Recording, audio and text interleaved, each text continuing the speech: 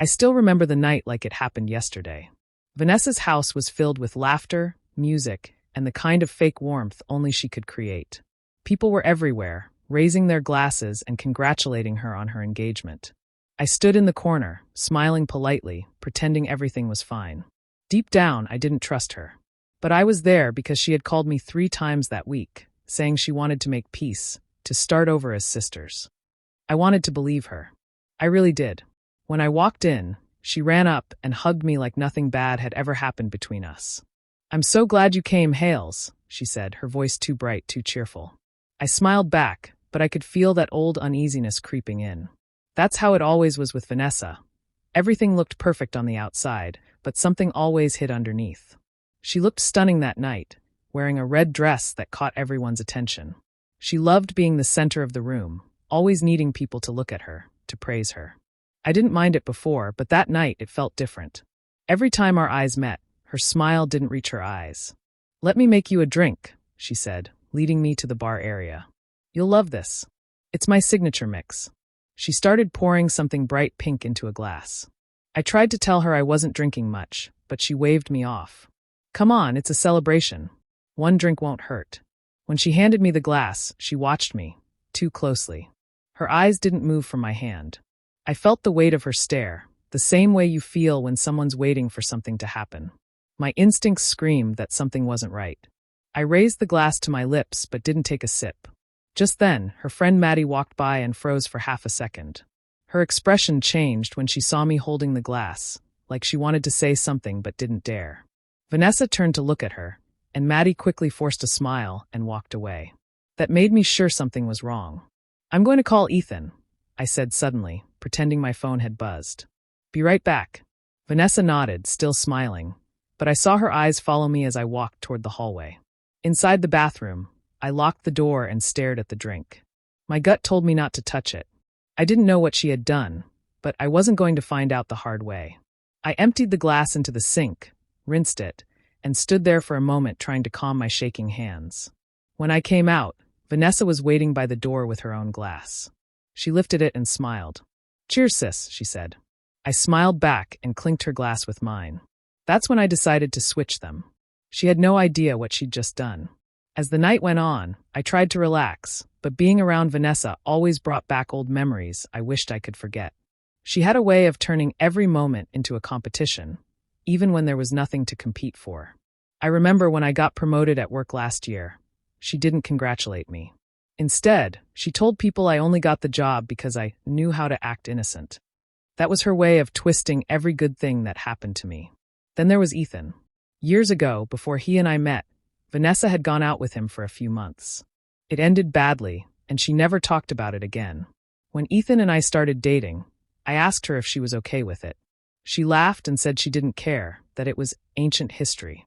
But I could always sense something under her smile, like a wound she refused to admit still hurt.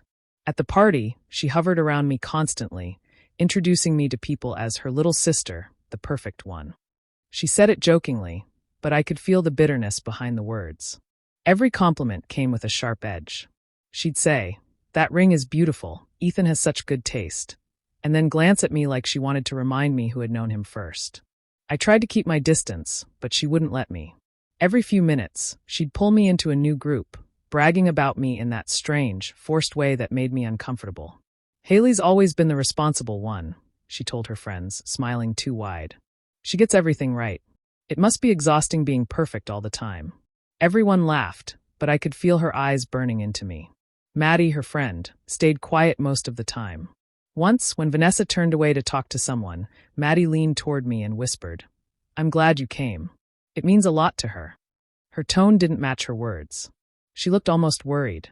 Before I could ask her what she meant, Vanessa returned and wrapped her arm around me again, her grip a little too tight. I tried calling Ethan during a break in the music, but he didn't answer. He was out of town for a conference and had promised to call later that night. I wished he were there. His presence always kept Vanessa on better behavior. Without him, I felt like I was standing in the middle of a stage, under her spotlight, with no one to back me up. I told myself I was overthinking, that maybe she really was trying to reconnect. But deep down, I knew that wasn't it. Vanessa wasn't the type to forgive or forget. As I looked around the room, watching her laugh and charm everyone, I caught her glancing at me from across the table. Her smile didn't look kind, it looked calculated. That's when I realized this wasn't just a party. It was something else. And I was right where she wanted me. Vanessa came back to me with a glass in her hand, the liquid inside bright pink and sparkling under the lights. "You have to try this," she said with that wide smile of hers. "It's my signature mix. Everyone loves it." Her tone sounded playful, but her eyes told a different story. She was watching me too carefully, as if the whole night led up to this one moment. I hesitated for a second. "What's in it?" I asked. She waved her hand casually. "Just fruit juice, soda, a little vodka. You'll love it. Come on, it's my party. You can't say no to the birthday girl." I smiled weakly and took the glass. It was cold in my hand, and I could see condensation running down the side. Vanessa didn't move away. She just stood there, staring, waiting for me to take a sip. Her gaze felt heavy, almost eager. I pretended to look around as if searching for someone, hoping she'd break eye contact. She didn't. Then I noticed Maddie standing nearby. She was holding her own drink, but she wasn't drinking it. She kept glancing between Vanessa and me, her expression uneasy. When our eyes met, she looked like she wanted to say something, but she quickly looked down and walked off. My stomach turned. I didn't know what was going on, but something was definitely wrong. I brought the glass close to my lips, pretending I was about to drink. Vanessa's smile widened. "Go on," she said softly, her voice almost too calm. My gut twisted. That was enough for me. I wasn't drinking anything she handed me. My phone buzzed in my purse, though it was just a random notification. I took it out quickly and said, "Oh, it's Ethan. I need to take this." Before she could respond, I turned and headed toward the hallway, keeping my pace steady so she wouldn't think I was suspicious. When I reached the restroom, I locked the door and took a deep breath. I stared at the glass in my hand, feeling my heart race. It smelled sweet, but something about it didn't sit right. I held it up to the light and saw a faint film floating on top, barely visible. That was enough for me to know I couldn't trust it. I poured the drink into the sink, watching the pink liquid swirl down the drain. I rinsed the glass with cold water and tried to calm myself. Then I remembered. Vanessa had been drinking earlier. I'd seen her leave her glass on the counter when she went to greet a guest. I walked out quietly and saw it still sitting there, half full. Without a second thought, I switched them. I put her untouched drink where mine had been and took the empty glass with me. When I turned back toward the crowd, Vanessa was laughing, completely unaware. I forced a smile and walked toward her. She looked relieved to see me. "Finally," she said, lifting her glass. "Cheers." She didn't know the drink in her hand wasn't what she thought it was. When I walked back into the living room, the music was louder, and people were gathered around the dance floor. Vanessa spotted me right away and came over, her smile wide and eager. "So," she asked, leaning closer, "did you drink it?" Her eyes searched my face, waiting for a reaction. I forced a small smile and nodded. "Yeah, it was good. You were right, it's strong." Her grin widened, and she laughed lightly. "Told you. My mix never fails." She looked satisfied, like she had just checked something off a list. I could feel my stomach twist at the thought of what she had tried to do. I stayed near the edge of the crowd, pretending to enjoy the music, while Vanessa moved from one group to another, showing off her ring and telling stories. She picked up her drink again, the one I had switched earlier, and took a big sip without hesitation. My heart skipped a beat when I saw it happen. I didn't know what she had put in it, but now she was the one drinking it. At first, nothing seemed strange. She laughed, danced, and tossed her hair around like everything was fine. 10 minutes passed, and I started to wonder if maybe I had overreacted. Then I saw it. Her movements changed, small at first. She stumbled slightly, brushing it off with a laugh. A few people chuckled, thinking she was just tipsy. But then her smile faded. She touched her forehead, blinking fast, like she couldn't focus. I froze. "Vanessa," someone called out. She turned toward them but didn't answer. Her face went pale, and her body swayed. I watched her grip the edge of a table, her hand shaking. A glass fell and shattered on the floor, making everyone stop. Within seconds, she slurred something no one understood, and then collapsed to her knees. The music stopped. People screamed and rushed toward her. Maddie pushed through the crowd, kneeling beside her, shouting her name. Vanessa's eyes rolled back, and she went limp. Someone yelled to call an ambulance. The whole room was in chaos. I stood frozen, my heart pounding so hard I could barely hear anything. My mind was racing. She had really done it. She had actually planned to drug me. And now, whatever she had tried to use on me was inside her instead. I didn't feel relief. I didn't even feel anger. Just shock. Everything around me blurred. The flashing lights, the panicked voices, the sound of someone crying. As the paramedics rushed in and started checking her pulse, I stepped back, gripping the edge of a chair to steady myself. Maddie turned to me, her face pale. "Haley," she whispered, "what happened?" I couldn't answer. All I could think about was how close I had come to being the one lying there on the floor. The flashing lights from the ambulance lit up the front yard as paramedics carried Vanessa out on a stretcher. People stood outside in shock, whispering, trying to figure out what had happened. I stayed near the doorway, still trying to catch my breath. Everything felt unreal, like I was watching a movie I couldn't pause. Maddie walked over to me, her hands shaking. Her face was pale, her eyes wide. She looked like she wanted to cry. "Haley," she said quietly, glancing around to make sure no one was listening. "I need to tell you something." I nodded, unable to speak. She took a deep breath and said, "She told me she was going to teach you a lesson tonight." My heart dropped. "What do you mean?" Maddie's eyes filled with tears. "Vanessa said you didn't deserve Ethan. She told me she was going to put something in your drink to make you loosen up and embarrass yourself in front of everyone. She thought it would be funny. She said it wasn't dangerous, just something to make you act stupid." I felt my stomach turn. "She said that?" Maddie nodded quickly. "I tried to stop her, Haley. I swear I did. She wouldn't listen. She laughed it off, said it was just payback for how you always make her feel small. I didn't think she'd actually go through with it." I stared at her, speechless. The noise around us faded. My hands went cold as I realized just how close I'd come to being humiliated, or worse. "It wasn't supposed to be serious," Maddie said again, her voice trembling. "But I looked it up later. The stuff she had, it can slow your heart rate, make you pass out. If you drink too much with alcohol, it can be dangerous." She didn't even know what she was messing with. I felt sick. The air around me felt heavy, pressing against my chest. All I could think about was how easily it could have been me in that ambulance. "I didn't mean for this to happen," Maddie whispered, wiping her face. "I should have said something earlier." I shook my head slowly. "You couldn't have known she'd actually do it," I said, though I wasn't sure if I believed it. The crowd was thinning now, people leaving quietly, pretending not to look at me. I took my phone from my purse and stepped outside into the cool night air. My fingers trembled as I called Ethan. He answered on the second ring. "Hey, you okay?" I tried to speak, but the words stuck in my throat. Finally, I said, "Vanessa tried to drug me." There was a long silence. I could hear him breathing on the other end, but he didn't say a word.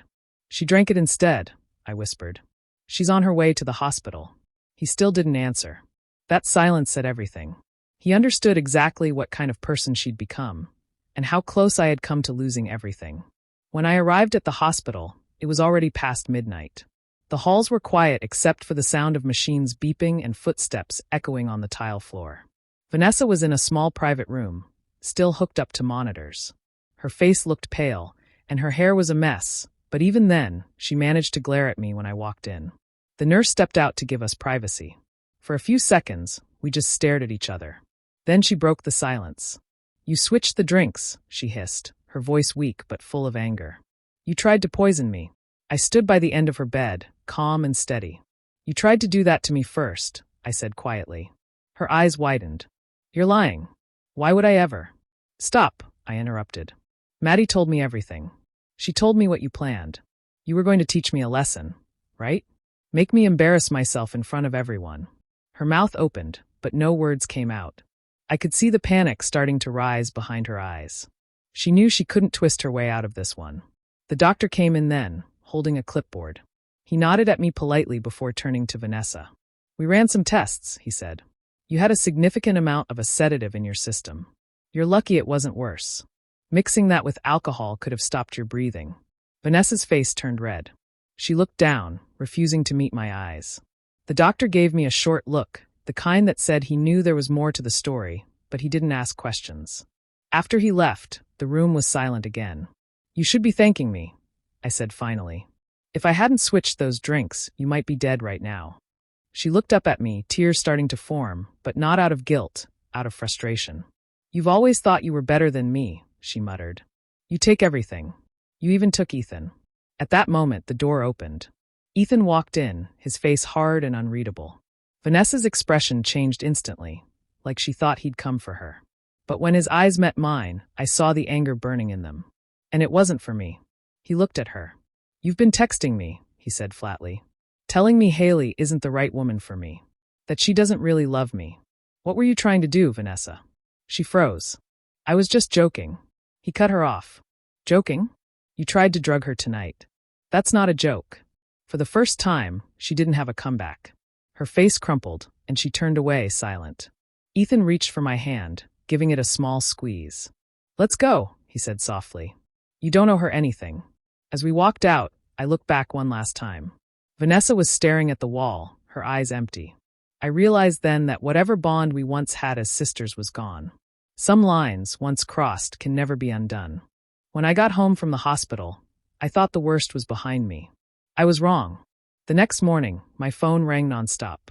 It was my mother, demanding I come over right now. Her tone was sharp, and I could already guess what this was about. When I arrived, both my parents were sitting in the living room, their faces tight with anger. My mother didn't even let me sit down before she started yelling. How could you let this happen to your sister? She shouted. Vanessa could have died, Haley. My father shook his head, disappointed. We raised you girls better than this. You should have been watching out for her, not fighting with her. I felt a lump rise in my throat, but I stayed quiet. I could tell Vanessa had already gotten to them.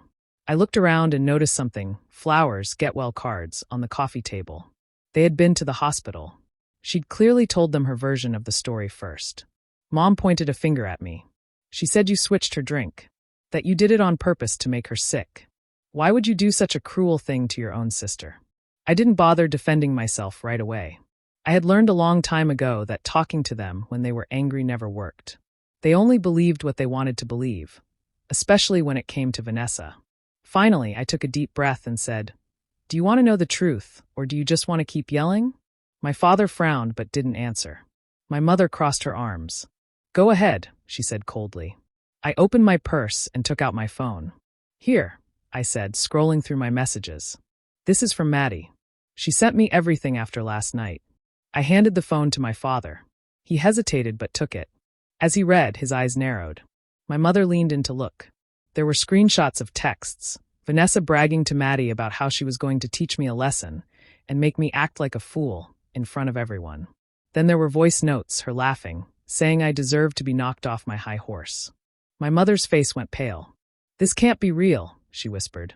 It's real, I said quietly. She's been lying to you for years. You just never wanted to see it. My father's hand trembled slightly as he scrolled through the messages. He looked up at me, his voice softer now. She really did this? I nodded. If I hadn't switched the drinks, I'd be the one in the hospital right now. No one spoke for a while. The room felt heavy, the truth settling in. My mother looked like she wanted to cry, but she didn't. My father leaned back, rubbing his forehead. For the first time in my life, I saw doubt in their eyes. Doubt about the daughter they'd always defended. Finally, my mother said quietly, I don't know who she is anymore. I didn't answer. Deep down, I had known this moment would come one day. They were finally seeing Vanessa for who she truly was. But instead of feeling victorious, I just felt tired. News about what happened spread faster than I expected. By the end of the week, Vanessa's perfect world started to fall apart. Her fiancé, Daniel, came to see me first. He looked tired and angry, holding his car keys tightly in his hand. Is it true? He asked, his voice low. Did she really do that to you? I didn't know how much he already knew, so I simply handed him my phone with the same messages I had shown our parents. He scrolled through them in silence. After a minute, he shook his head slowly. I can't believe this, he muttered. She told me you were jealous, that you were trying to ruin her engagement. I could see how much this was breaking him. I'm sorry, Daniel, I said softly. I never wanted any of this. But she wasn't the person you thought she was. He gave me a sad smile.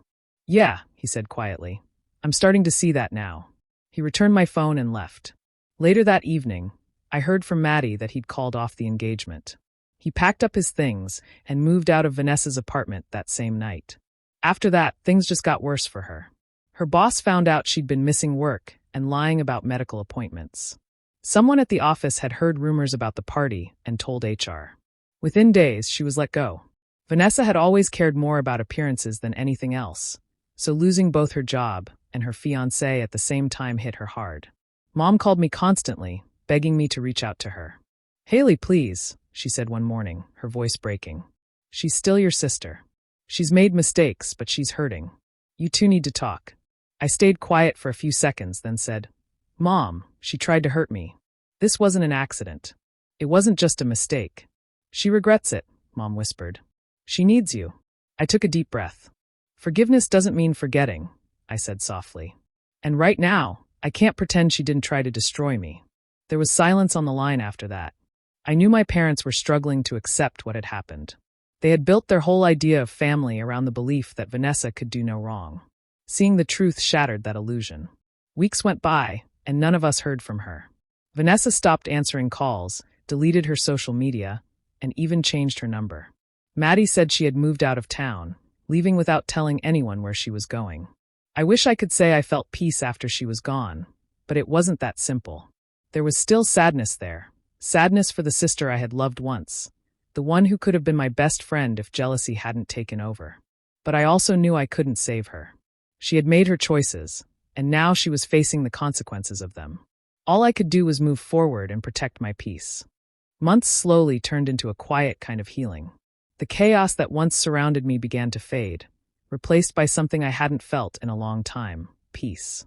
I started therapy after everything that happened, not because I felt weak, but because I wanted to understand why I had carried guilt for so long. My therapist helped me see that I wasn't responsible for Vanessa's choices. I didn't make her jealous, and I didn't deserve what she tried to do to me. Letting go of that guilt changed everything. I began to sleep better, eat better, and actually look forward to my days again. Work became my comfort. I threw myself into projects, focusing on my growth and achievements rather than the pain that used to follow me everywhere. For the first time in years, I wasn't trying to prove anything to anyone. Not my parents, not Vanessa, not the world. I was just being me. Ethan stood by me through it all. We took things slow after the incident, giving ourselves time to breathe and rebuild what was nearly destroyed. Then one evening, while we were cooking dinner together, he turned to me with a soft smile. "No family, no drama," he said, holding out a small box. "Just us this time." Inside was a simple, beautiful ring. Nothing fancy, just meaningful. I didn't cry like I thought I would. Instead, I smiled, feeling calm and sure. I said yes, not out of excitement, but out of peace. It felt like closing a painful chapter and starting a new one built on honesty and love. Life moved on quietly after that. My parents tried to keep in touch, but we didn't talk much about Vanessa.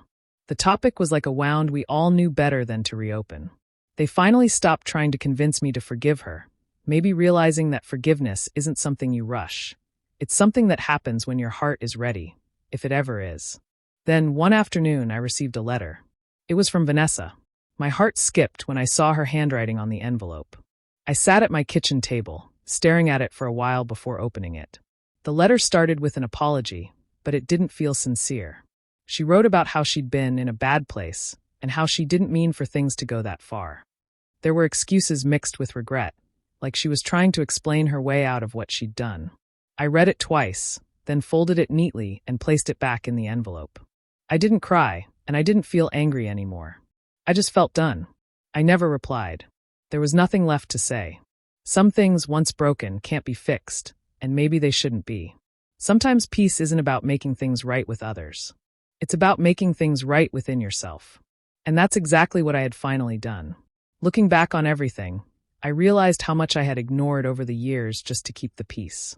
I used to believe that family always meant safety, love, and loyalty.